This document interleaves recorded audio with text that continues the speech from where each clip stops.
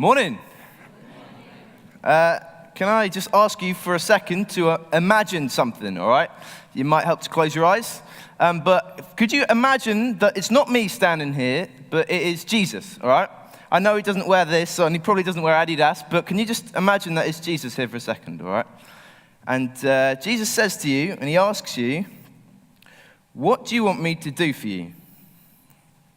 What do you want me to do for you? What would your response be in that moment? What would your response be in that moment? See, if Jesus asked you the question, what do you want, what would your response be? It's a big question, right? It's a very large, quite meaty question. And we've been looking at questions like this throughout the course of the summer, okay? So Terry did one all about fear. So Terry spoke about, why are we afraid? Jesus asked in the Gospels, why are we afraid? And so Terry spoke about that. And then Dan and Jenny spoke a couple of weeks ago about the question, do you love me? And I wasn't there, but I heard they really spoke about how should we have breakfast. They serve brioche, I heard, which is pretty amazing. Kind of gutting I missed that one, because I really, really like brioche. And it's very good, it's good, yeah, it's good. And then last week, I was leading youth, so I missed, but Kieran spoke about Gareth Southgate, apparently. I wasn't there, so I'm going to have to listen to that one and kind of see what he spoke about, because that sounds interesting. But these are questions, right? These are questions that Jesus asked. He didn't ask about Gareth Southgate, but he asked a question that Kieran looked at last week. And when Jesus asks questions, he asks for a different reason to why we ask questions, right?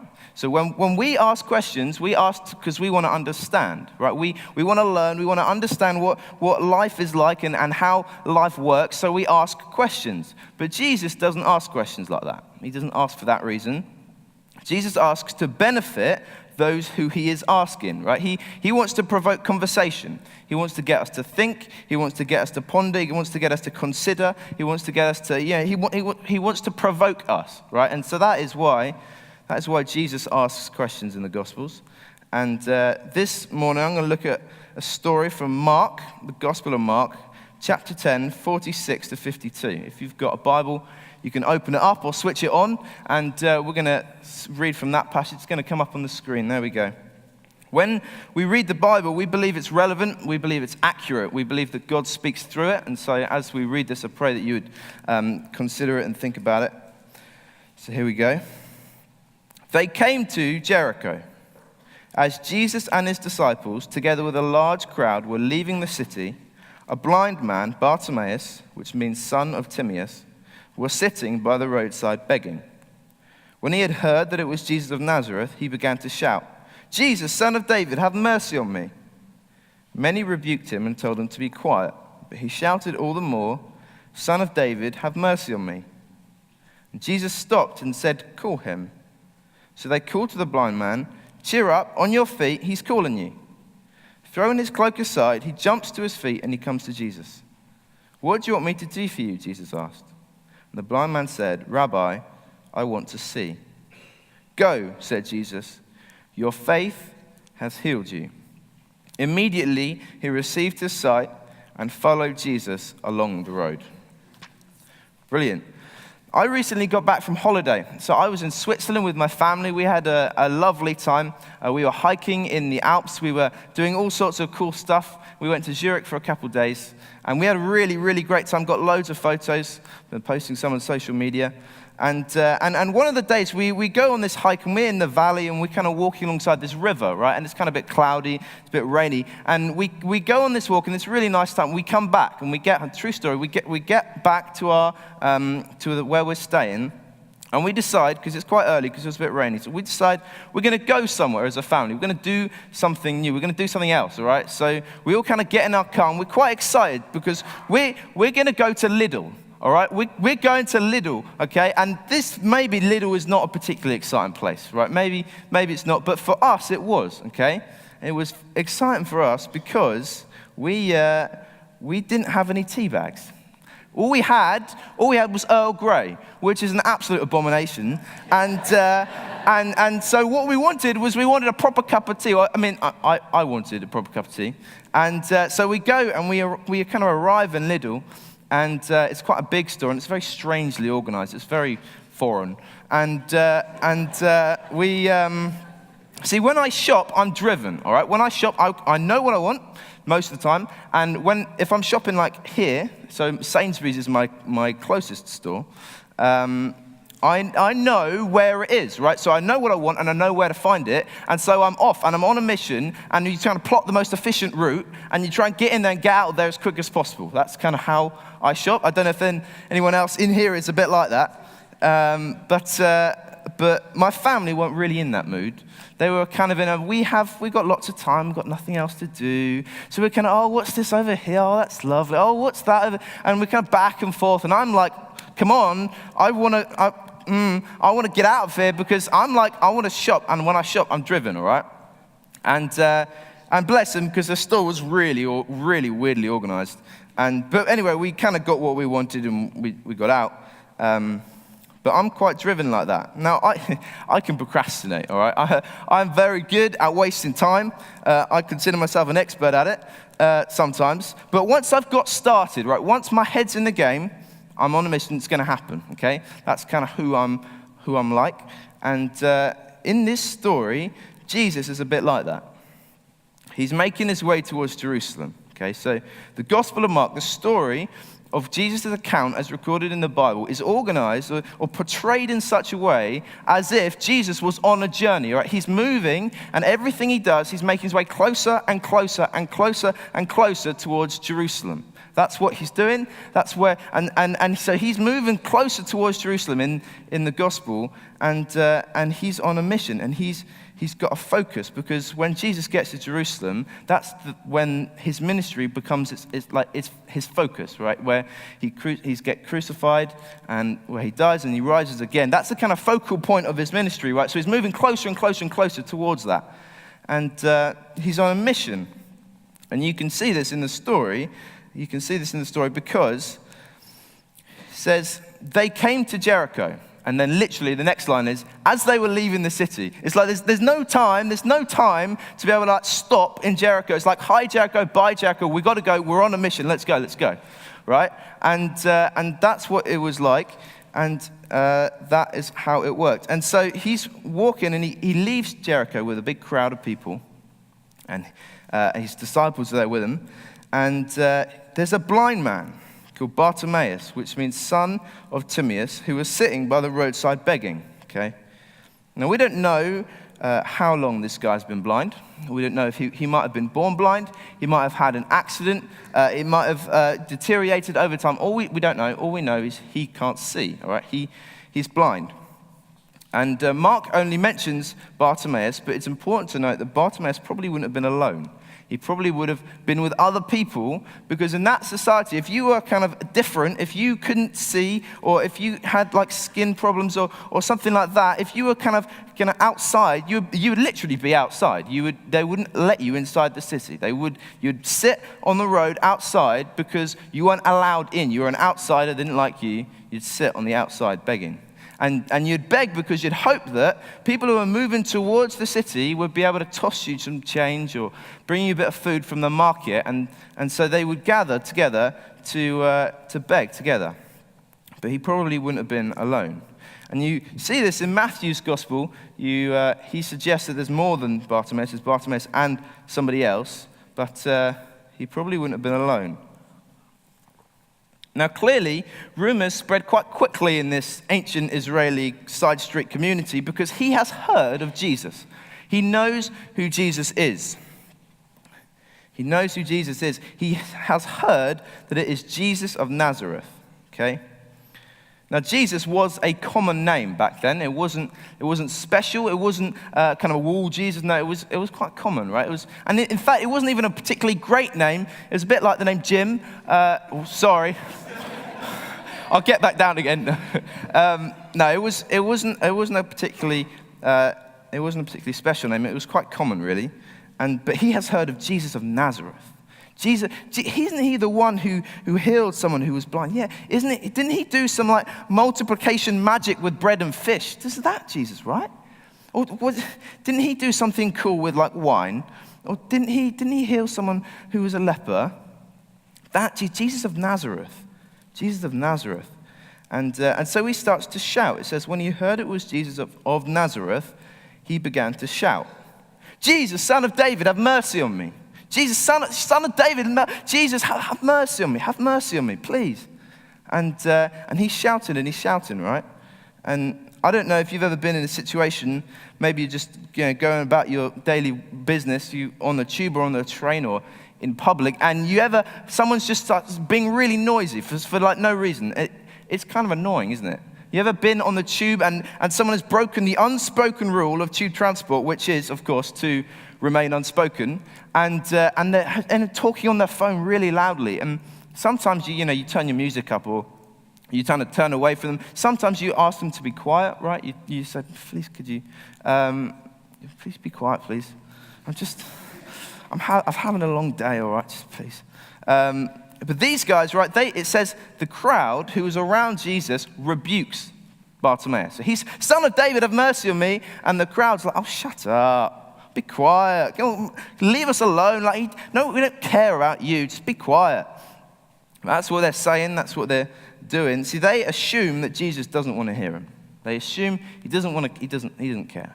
He's got bigger things to worry about. Son of David, oh, be quiet. And he's having none of it.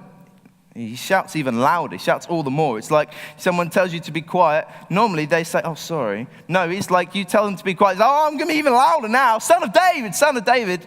And it's annoying. And that's why they're telling him to be quiet. But what does he mean? When he says son of David, what does he mean? Is he calling David Jesus' dad?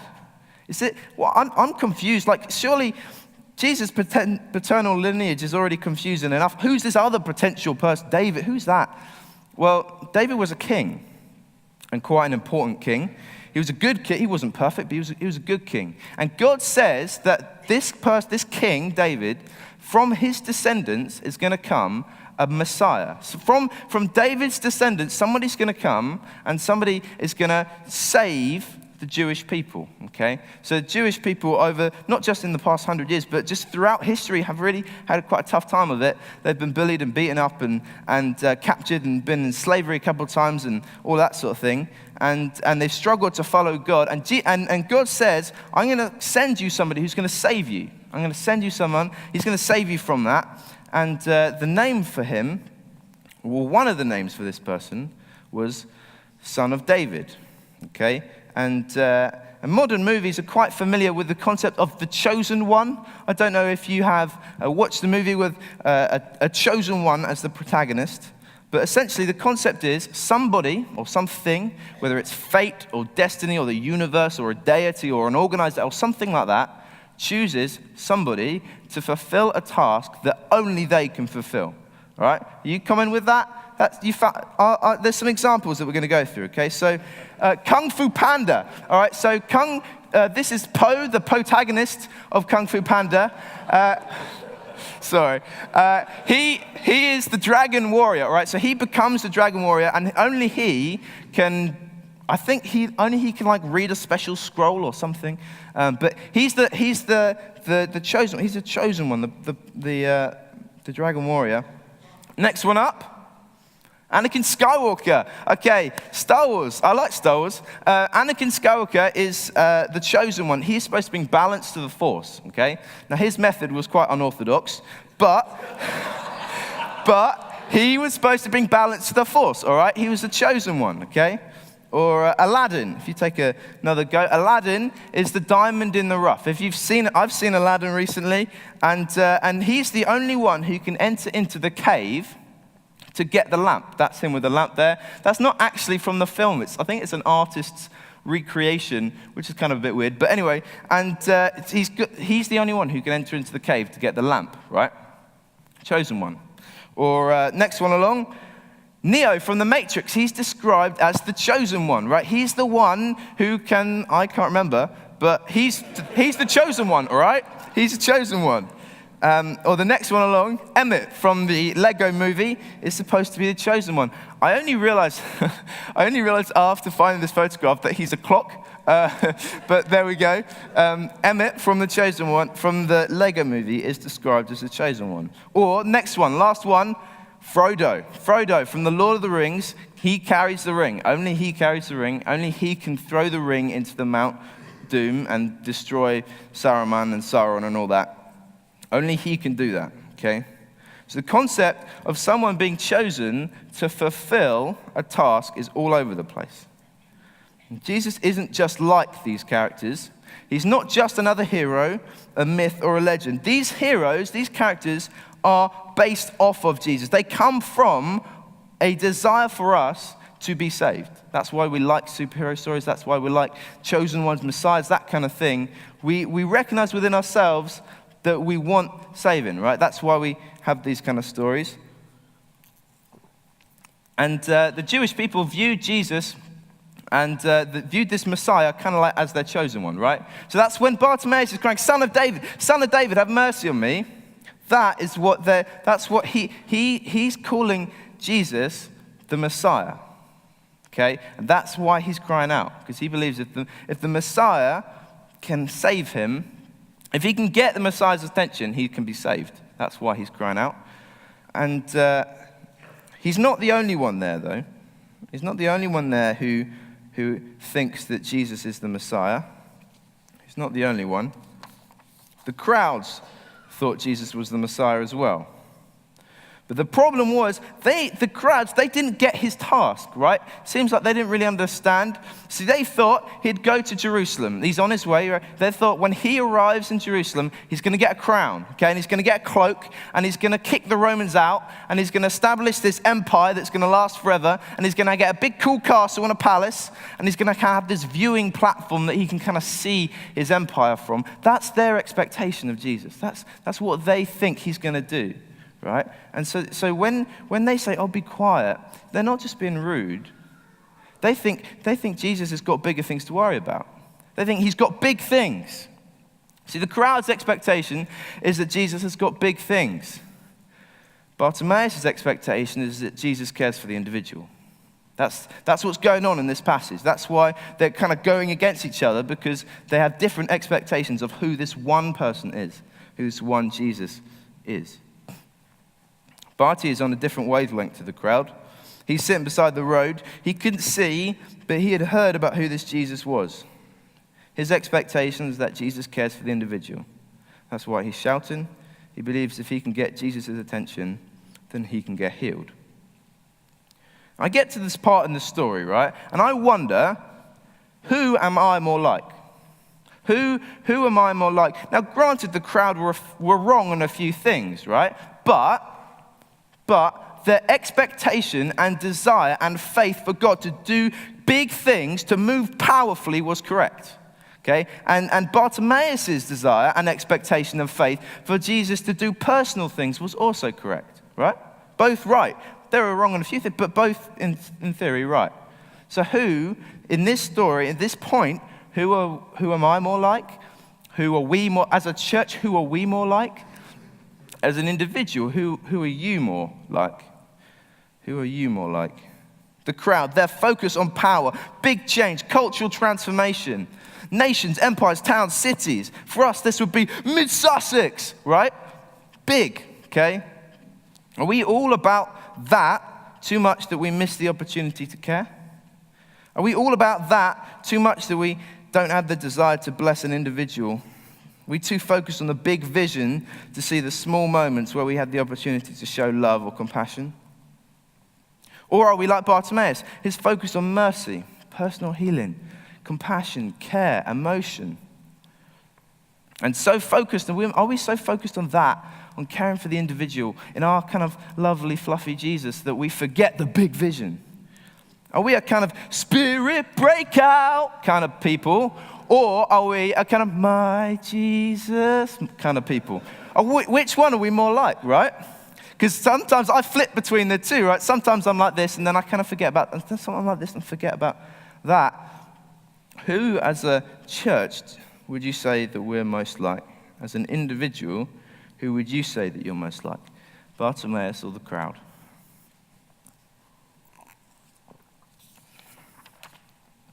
So the crowd want Jesus to keep going, right? They wanted to keep moving to Jerusalem. Go, don't stop. No time for waste. You're on a mission. Let's go. Come on, let's go. Bartimaeus wants Jesus to stop. So what does Jesus do? Because he is on a mission, right? He is going to Jerusalem, and when he gets there, he does get a crown. And he does get a cloak, and he does get this castle, and he gets this viewing platform that he can see his empire from. He gets that. He does get that. Okay? But what does he do next? He stops, and he says to the crowd, call him over. It's crazy. It seems like Jesus puts aside his mission for his compassion. It seems like he pauses his mission because he has compassion, which is outrageous. It's completely out the door. Outrageous. It's outrageous, right? It's not normal. Why would he do that? The crowds are probably thinking, what? What's going on here? Who's this person that's in beside the road that's so important that the king would stop entering his kingdom to help him? Who's this? Who? What? And then suddenly, it's funny actually, before they're like, oh, shut up. Now they're like, oh, come on, get up. We want to see what's going to happen now. And so Bartimaeus, he kind of gets up, and obviously he's blind, so he can't see where he's going. Someone must have helped him, but he kind of stumbles towards Jesus, and he stands before Jesus, and Jesus asks him a question. What do you want me to do for you? Barty's there like, what? Can't you see? Isn't it obvious? I'm blind. I want to see. I want my sight back. Why would Jesus ask that? In that situation, why would he do that? So Jesus knew that Bartimaeus was blind, right? It says in Matthew, Jesus says this, he knows our desires, he knows our wants, he knows our needs before we even ask. It's not that he doesn't know, and that's why he's asking, because he wants to learn. No. Why does he ask that? Well, see, here's the thing. Part of Jesus' character is that he often won't do anything unless we ask him to. That's part of who Jesus is. He often won't do anything unless we ask. He doesn't force his way into our lives and start doing stuff without our permission. No, he wants us to ask him in. He wants us to ask him into our lives. If you aren't a Christian or you're wondering how you become a Christian, it's really simple. Put your faith in what you've heard and ask Jesus to forgive you, and he will. But if you don't ask, he won't. He wants us to ask. He wants relationship, but he doesn't want passive relationship. He wants us to ask for him. That's why he says, what do you want me to do for you? That's why he says it, because he wants Bartimaeus to ask, Rabbi, I want to see. I'd like to see, please. And Jesus says, go, your faith has healed you. And immediately, Bartimaeus received his sight. Immediately, boom, done. He sees again. And then it says, and he followed Jesus along the road. The implication is, right, that Jesus, he says, go, your faith has healed you. And then he turns back around straight away and he marches back off to Jerusalem. He pauses his mission and then he's off again. And Bartimaeus follows him along because he is on a mission. And he gets to Jerusalem and he gets that crown, right? He gets that crown. But it's a crown of thorns and it kind of digs into his forehead. And the blood runs over his face and clots in his hair. And he gets that cloak, the kingly cloak, right? But it's ripped off him and given away. And he has a kingly beard, but it's torn out by Roman soldiers. And he has this viewing platform that he can see his empire by, but he's nailed to it. And he has this palace, but it's a grave. You see, Jesus does have a mission. He has a mission to establish a kingdom, to change countries and change nations, all right? He has a mission to transform society and shape culture, okay? He's got a mission for Mid-Sussex. He's got a mission for Burgess Hill and Hayward Heath. He's got a mission for our schools and our hospitals. He's got a mission for Warden Park and for St. Paul's. He's got a mission for the Princess Royal. He's got a mission for the buildings all over the place. He's got a mission, right? He's got a mission. But his way of doing that is by doing that. His way of saving, his way of carrying out his mission is by personal, individual transformation. See, when Jesus stops, he doesn't pause his mission for compassion. His mission is compassion. That's what he's doing. That's why he's here. He doesn't pause his mission for compassion. His mission is compassion. See, our expectation and faith in Jesus shouldn't be either or. It shouldn't be, like the crowds, all power, or like Bartimaeus, all personal. No, it's both, right? Jesus is powerful and personal. He is both. He's both powerful and personal. And he asks, what do you want me to do for you? What do you want? Come on, ask me, please. What do you want me to do for you? He wants us to ask and expect him for both, the powerful and the personal. As a church, he wants us to desire and to pray and to seek and to ask God for big things, for Mid-Sussex to be changed and transformed by God's love and power. But he also wants us to pray that God would care for the individual. He wants us to care for each other.